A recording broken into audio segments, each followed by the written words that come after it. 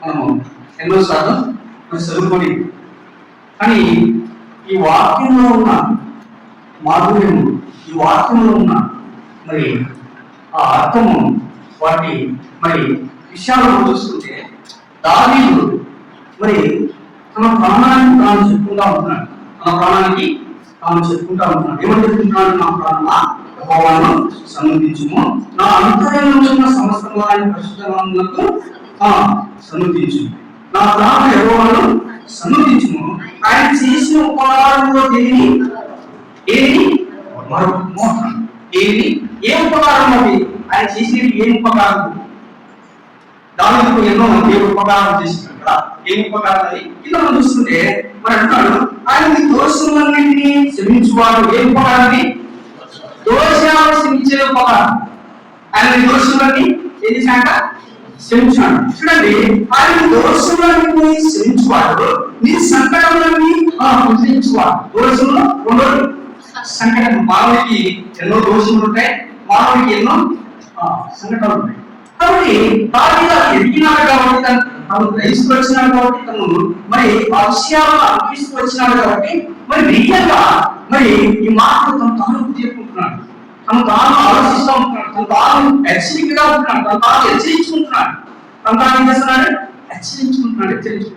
చూడండి, నిజంగా భూమి మీద మనుషులమైన మరి మనందరం ఎవరైనా సరే ఇలాంటి అనుభవం ఉంటే, ఇలాంటి జ్ఞానం ఉంటే, ఇలాంటి ఉద్దేశం అనుభవం కలిగి ఉంటే, ప్రభువు కొరకు మనం ఎప్పుడైతే పరిశీలించుకొని సగపరుచుకుంటామో అప్పుడే ప్రభు మనకు మాట ఏం చేశాడు? అప్పుడే మనకు ప్రభు ఏం చేశాడు? మాట. చూడండి, మరి నాలుగు చూస్తుంటే సమాజంలో ప్రాణం మోక్షించున్నాడు, కిరీటంగా వంచుతున్నాడు. సమాధిలో నుండి ఏం చేస్తున్నాడా? ప్రాణాలు ఏం చేస్తున్నాడు? విమోచించుతున్నాడు. మరి విమోచించడం అంటే సమాధిలో ఉంటారు, శివం ఉంటుంది. అంటే సమాధిలో ఉంటారు, శివం ఉంటుంది. మరి శివాన్ని విమోచించబడుతున్నాడు. శివాన్ని దేవుడు ఏం చేస్తున్నాడ? విమోచించుతున్నాడు. శివానికి ఏం చేస్తున్నాడ? కిరీటం ధరిస్తున్నాడు. ఏం చేస్తున్నాడు? శివానికి కిరీటం. చూడండి ఎంత ఆశ్చర్యం. అంటే తాను సత్య స్థితిలో ఉంటున్నాడు, పడిపోయిన స్థితిలో ఉంటున్నాడు, బలహీనత స్థితిలో ఉంటున్నాడు, అన్ని రకాలుగా కృంగిలవాడుగా ఉంటున్నాడు. మరి అలాంటి యొక్క వ్యక్తిని దావీదు మరి దేవుడు ఏం చేశాడ? కాంక్షలతో ఏం చేశాడ? కిరీటంలో ధరింపజేసుకుంటున్నాడు. అంతేకాదు, చూడండి మరి 5వ వచనం, పక్షిరాజు వలె నీ యెహోవాను రొట్టెలుచున్నట్టు మేలుతో నీ హృదయమును తృప్తిపరుచుచున్నాడు. మరి సమాధిలో ఉన్నప్పుడు శరీరం ఎలా ఉంటుంది? కుళ్ళిపోయి ఉంటుంది. ఏమైంది? కుళ్ళిపోయింది. మరి శరీరం అంతా మరి ఆ వాసన ఉంటుంటది. కానీ అంటున్నాడు, ఏమంటున్నాడు? పక్షిరాజ్యం వలె నీ యెహోవాను మేలుతో నిన్ను ఏం చేస్తున్నాడు? తృప్తిపరుచుతున్నాడు. చూడండి, మరి మరి మన ఎవరిలో కానీ నడపడంలో కానీ ఒకవేళ ఆ విశ్లేషణలో కానీ మనిషికి శరీరం బలహీనత ఇచ్చినప్పుడు కృంగిపోతాడు. ఏమైపోతాడు? కృంగిపోతాడు. మరి అంతేకాదు, మరి బలహీనమైనప్పుడు ఎందుకు బ్రతకనుకుంటాడు. అంతేకాదు, మరి శివ దశలో వచ్చినప్పుడు కూడా ఆ దేవుడు ఒక నాడు మరి కొనుక్కోకుండానే ఆ అవసరం వస్తాయి. కానీ ఆ సమయంలో మరి దావీదు అలాంటి సమయంలో అలాంటి సందర్భంలో ఉన్నప్పుడు మరి తన ప్రాణాన్ని తీసినట్టు దేవుడు పక్షిరాజు వలె శరీరాన్ని తీసినట్టు దేవుడు పక్షిరాజు వలె యవ్వనాన్ని కొత్తగా చేసినాడు. పక్షిరాజు మీరు ఒకవేళ పక్షిని గురించి అంటే మీరు గద్ద గురించి వింటారు. గద్ద గురించి ఏమని అంటే గద్ద ముసలిగిన తర్వాత తన ఎత్తైన స్థలానికి వెళ్తున్నాడు. ముసలిగిన తర్వాత తన ఎత్తైన స్థలానికి ఎవరు కనపడుతున్నాడు.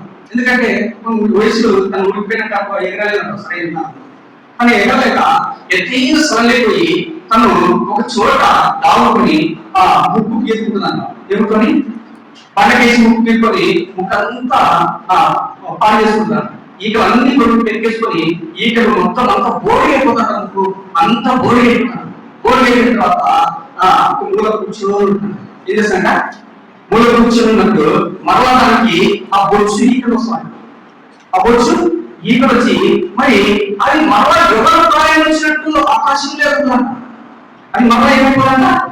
యువన ప్రారంభించినప్పుడు ఆ బొచ్చు మగం మొలిచినప్పుడు మరి పెరిగినప్పుడు అది మరలా మనకి ఈపిల్ వచ్చినప్పుడు ఏమైపోతుందంటే అది మరలా ఏమి వచ్చిందా మరి యువనాన్ని కట్టుకొసుకుంటుందంట. మన జీవితంలో ప్రభుత్వంగా మన యువనాన్ని దేని నిమిత్తమై మనం కట్టుకోవాలంటే దేవుని యొక్క వాక్యం ద్వారా కట్టుకోవాలి.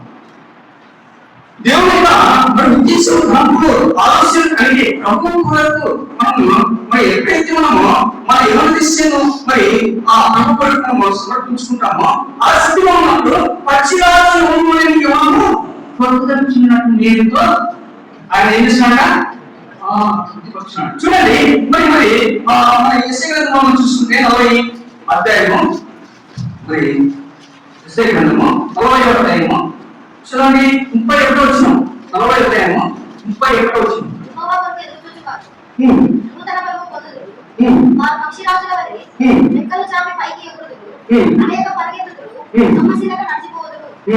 చూడండి ఇక్కడ మనం చూస్తుంటే ఆ యెహోవా కొరకు ఎదురు చూసేవారు నూతన బలం పొందుతారు. ఇప్పుడు దావీదు ఎవరి కొరకు ఎదురు చూస్తున్నాడు? ప్రాణం నింపుకొని ఎవరి కొరకు ఎదురు చూస్తున్నాడు?